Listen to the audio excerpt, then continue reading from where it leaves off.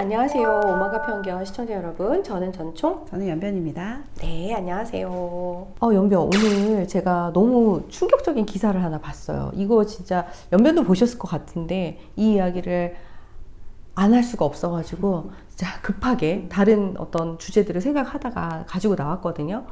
이거 한번 여러분들과 함께 꼭 이야기 나누고 싶은데요. 어떤 스토리냐면요. 한 엄마가 아기를 임신을 했는데 그 아기가 34주 정도 됐을 때 검사를 통해서 다운 증후군으로 태어날 위험이 높다라는 진단을 받고 바로 제왕절개를 해서 아기를 산에다 묻은 거예요. 그래서 이것에 대해서 검찰이 지난번에 왜 영화 그림자 아기들 전수조사 하기로 했었잖아요. 그래가지고 그렇게 하면서 이 사건이 밝혀진 건데요. 그렇게 해서 검찰이 아기를 죽인 거 아니냐 이렇게 이제 기소를 하는데 이 엄마는 아니다. 나는 살인한 게 아니고 나는 낙태를 한 것뿐이다. 이렇게 얘기를 한 거예요. 이 사건 굉장히 여러 가지 심각한 포인트들이 많아가지고 제가 한번 여러분들하고 이야기 나누고 싶어서 가지고 왔는데 연변 이 사건 어떻게 봐요? 이 엄마 사실은 저는 정말 살인죄로 처벌받아야 되는 거 아닌가 이런 생각이 들거든요. 어떻게 생각하세요? 영아 살해, 그러니까 영아 살해가 없어졌기 때문에 네. 살인죄죠. 네, 네. 처음에 인정을 하셨단 말이에요. 네, 그렇죠. 이분 처음에 인정하셨다가 이제 막 말을 바꾸신 거예요, 낙태로. 저는 이런 비윤리적인 전략을 짜다니라는 생각을 좀 했습니다. 네네. 이제 여러 번 말씀드렸지만 낙태는 현재 법이 없어서 처벌을 못 하고 있는 상태거든요. 그렇죠. 국회가 놀고 있어서 국회가 서로 이제 여성의 편을 들 수도 없고 아기의 편을 들 수도 없다. 그래서 내 손에 피를 묻히기 싫다. 뭐 이런 식으로 그냥 내버려 두고 있는 상태에서 이제 말 못하는 아기들과 엄마들이 서로 싸우고 있는 지경인데 그 상황에서 낙태는 처벌을 못하니까 살인죄로 갈 수는 없으니까 말을 바꿔서 이제 낙태로 전략을 짠 거라고 보여요. 네네. 진짜 사악하네요. 네, 그 엄마가 어떻게든 자기를 죄를 피해가려고 하는 거 아닌가 저는 처음에 그렇게 봤고요. 지금은 이제 점점 낙태에 대한 정황을 더 덮어 씌우는 형태로 가고 있더라고요. 아, 그래요. 이 엄마 처벌할 수 있는 게 지금 연변 얘기 들어보면 그렇죠. 저도 알고 있듯이 형법이 낙태죄에 관한 형법이 지금 법적 효력이 없는 상태고 그러니까 이 법으로 어떻게 처벌을 할 수는 없고 영아살해죄는 이미 이제 법이 바뀌어가지고 그냥 일반인들을 그러니까 성인들을 살해한 것과 똑같이 그냥 일반 살인죄가 적용이 되는 상황인데 이 정황을 보면 엄마가 굉장히 의도적으로 다운 증후군으로 태어나는 아이를 키울 자신이 없기 때문에 죽인 걸로 보이거든요. 원래는 낙태죄가 있을 때도 24주 이전에 사실 유전자 검사가 다 되기 때문에 네. 심각한 유전 질환의 경우에는 일부 낙태를 허용하고 있었는데요. 사실 다운 증후군은 낙태 사유가 안 되는 걸로 알고 있어요. 그리고 다운 증후군 가능성이 높다는 판단을 받았다고 해서 사실 꼭 다운 증후군으로 나오는 건 아니죠. 그렇죠. 이게 제가 조금 기사를 보면서 명확하지 않은 게 이런 부분은 있어요. 뭐냐면 다운 증후군 진단을 받았다라는 의미가 이 아이가 이제 34주나 됐는데 검사를 했는데 얘는 태어나면 그냥 다운 증후군으로 태어나는 거다. 이것을 뭐 의사한테 그 얘기를 들은 건지 아니면 근데 검사에서 다운 증후군의 위험성이 높은 건지. 저는 둘 다 사실은 어떤 형태로든 윤리적으로는 용납이 조금 어려운데 저는 사실 늦게 아이를 낳았기 때문에 산정 검사를 했을 때 장애 확률이 굉장히 높게 나왔어요. 네, 일단 고령 산모였기 때문에 그쵸. 굉장히 고령이었는데 그래도 그냥 나왔습니다. 내 아이기 때문에 다운 증후군 진단을 받았다고 해서 이게 뭐 낙태가 되고 살인도 가능한 상태는 아니고요. 아니죠, 그렇죠. 약간 지금 사실관계가 불명확한데 실제로 병원에서 낙태를 하고 아기가 뱃속에서 죽은 상태에서 나온 사체를 엄마한테 줘가지고 엄마가 매장을 하는 경우가 있을 수 있고 가능성. 네. 그죠? 두 번째는 산 아기를 유도분만 해가지고 엄마한테 주고 엄마가 죽인 가능성 두 가지가 있을 수 있는데 병원이 지금 안 나오고 있어가지고 그러니까요. 어떤 사례인지는 지금 알 수 없고 엄마는 지금 첫 번째 케이스를 주장하고 있습니다.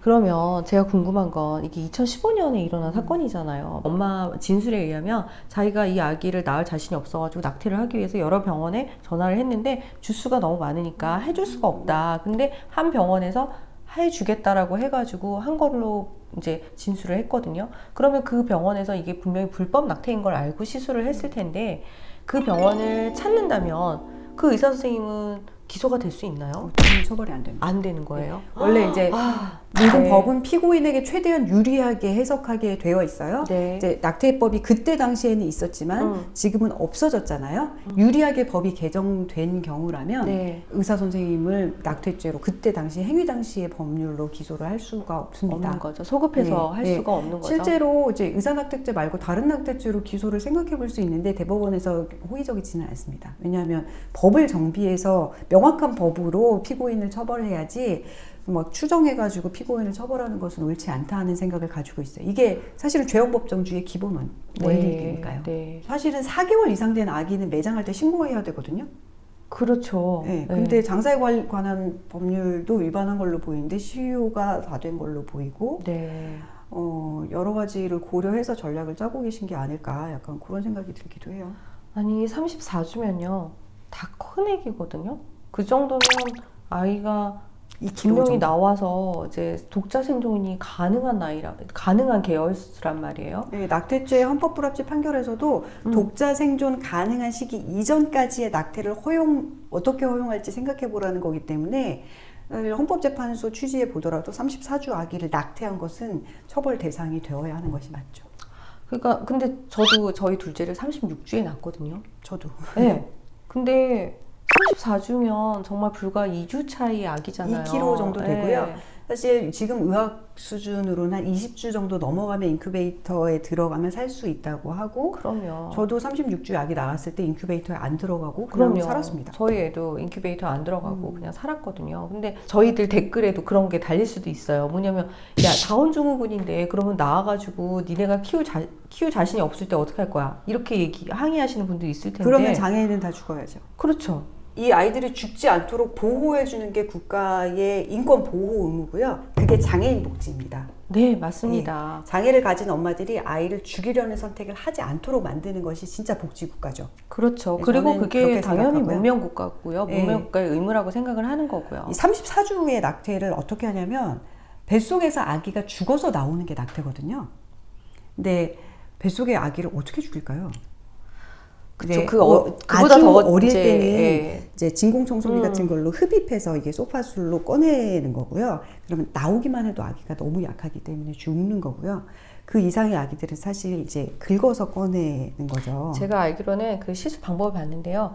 이제 이런 팔, 다리 같은 데를 다 이렇게 맞아요. 끊어서 왜냐하면 조각 엄마의 조각 자궁이 내서. 다칠 수가 있기 네. 때문에 조각조각 내서 이렇게 그리고 심지어 긁어내는. 이제 두개골은 단단하기 때문에 두개골도 다 이렇게 부셔가지고 그렇게 해서 밖으로 꺼내는 걸로 그렇게 알고 근데 있거든요. 이제 주수가 너무 높아버리면 그렇게 꺼내면서 관절이 생겨버렸잖아요. 뼈가 생겨버렸기 생기고. 때문에 엄마의 자궁이 많이 다칠 수가 있어서 유도분만 형태로 아이를 꺼내고 다 나오기 전에 주사를 하든지 아니면 자궁을 뚫고 긴 주사바늘로 뱃속에서 아이한테 주사를 이제 넣든지 그런 방법을 택하고 있는데 굉장히 잔인하죠. 어떤 식으로 이 사건의 낙태가 이루어졌는지 잘 모르겠습니다. 그러니까 그거는 의사를 정말 좀 찾아가지고 정말 꼭 알아내야 될 것 같고요.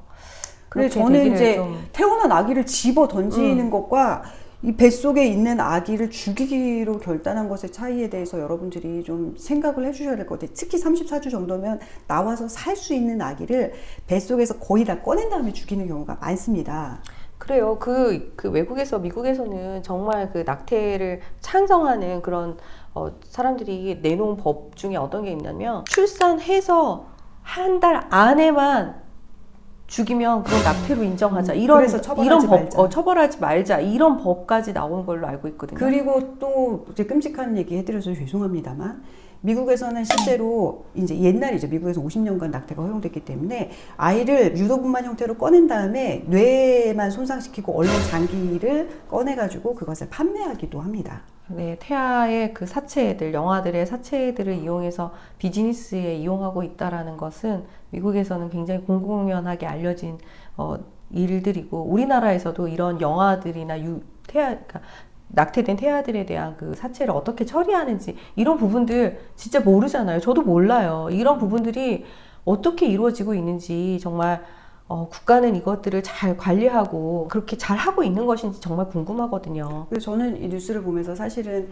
아까 말씀드렸듯이 4개월 이상 태아에 대해서는 인공 적출물로 볼 수 없기 때문에 의료 폐기물로 볼 수 없어서 이제 의료기관에서 이게 부담스러워서 낙태를 했더라도 사체를 인도했을 가능성도 있어요. 그럴 경우에 이제 엄마가 가서 이 아이를 묻기만 했다. 요거를 주장하시려는 것 같긴 한데 네, 이 정말. 윤리적인 문제에 대해서는 지금 국가가 손을 놓고 있는 것에 대해서 탓을 물을 수밖에 없네요. 네, 그러니까 이 아기가 독자 생존이 가능한 시기를 정해서 그 시기에 따라서 어디까지는 낙태를 허용하고 어디 이상은 낙태를 허용하면 안 된다. 이런 이야기들도 사실 굉장히 그 이야기들조차도 거북하거든요, 듣기가. 왜냐하면 이게 결국은 인간의 생명이 어디까지야. 그리고 그러면 태어난 신생아라는 것의 기준을 어디로 볼 것이냐 이런 부분들까지 다 연결이 되어 있는 거기 때문에 사실 너무 진지한 이야기고 되게 심각한 이야기이기도 하고요. 국가가 이런 부분들에 대한 기준을 명확하게 어떻게 세우느냐에 따라서 이 국민들의 윤리나 가치관이 굉장히 좌우되는 것 같아요. 어제도 산부인과 의사 선생님 만나가지고 얘기했는데 사실 주수라는 걸 기준으로 무슨 판단을 하는 것이 불가능하고 사실 거의 뭐 10주 넘어가면 아이의 크기가 천차만별이 되어가기 때문에 그럼요. 판단이 불가능하다 이런 말씀 하시더라고요. 그럼에도 불구하고 이제 어떤 기준을 정해야 된다는 게 이제 저희 생각이라서 그런 말씀을 드리는 거고 여러분들께는 정말 윤리적인 문제를 한 번 더 생각해보자고 말씀드리고 싶어요. 네, 그리고 지금 우리나라 연변이 계속 얘기해 준 것처럼 이 태아들을 보호할 수 있는 그런 법이 전혀 없는 상태예요. 그래서 빨리 국회에서 또 국가에서 법무부에서 법을 만들어야 되는데 이런 부분들 좀 서둘러서 법 개정을 해주시고 또 법을 만들어 주시면 좋겠습니다. 참혹한 어떤 현실들을 자꾸 보는 게 너무 힘들어요. 그렇지 네. 않나요? 한마디만 더 말씀드리면 사실 여성의 건강권을 위해서 낙태가 합법화돼야 된다고 생각하시는 많은 분들께 이제 이 사례를 들어서 말씀드립니다. 이게 여성의 건강권이 이제 가장 보호되는 지점인지 낙태가 합법화되었기 때문에 지금 합법화 유사한 법률이 없는 상태가 되었기 때문에 34주에 아기가 죽어가고 엄마가 처벌을 면할 수 있을지 모르지만 죄책감으로부터 자유로울 수 있는지 그걸 자유롭게 해주는 것이 엄마의 진정한 인권의 보호인지 좀 여쭤보고 싶고요. 우리도 한번 생각해 봐야 된다고 생각해요. 이게 네. 정말 진정한 권리는 타인과 나의 권리가 모두 존중될 때 일어나는 그렇죠. 거잖아요. 더군다나 엄마의 건강권 굉장히 중요하지만 태아의 생명권은 타인이 침해할 수 없는 것이라고 봐야겠죠. 엄마의 정신 건강, 육체 건강은 사실 타인과 모두 건강할 때 이루어지는 것이니까 네. 좀 시사하는 바가 많은 내가 키울 사례라고 봐요. 수 없더라도 그 아이가 태어날 권리를 차단해서는 안 된다라는 게 이게 사실 저의 생각이에요. 보호출산제가 입법화된 계기이기도 하니까요. 여러 가지 지금 이제 입법 흐름을 보시면서 이런 문제들에 대해서 나는 어떤 기준을 가지고 있었고 어떻게 생각하고 있는지 한번 점검해 보시고 어느 방향으로 나아가는 게 옳은지도 생각해 보면 좋겠습니다. 네, 여러분들 오늘도 또 무거운 주제를 여러분들과 한번 나눠봤어요. 그렇지만 저는 그래요. 법이 잘 만들어지는 것이 왜 중요하냐? 그것이 우리 사회에 우리가 공통적으로 공유하는 가치의 표현이기 때문이다. 그렇게 생각을 하거든요. 그렇기 때문에 이런 낙태법이라든지 이런 거 빨리 만들어지기를 바라고 그런 마음에서 오늘 영상을 여러분들과 함께 찍어봤습니다. 네, 여러분들의 의견 댓글로 많이 남겨주세요. 지금까지 시청해주신 여러분 감사합니다.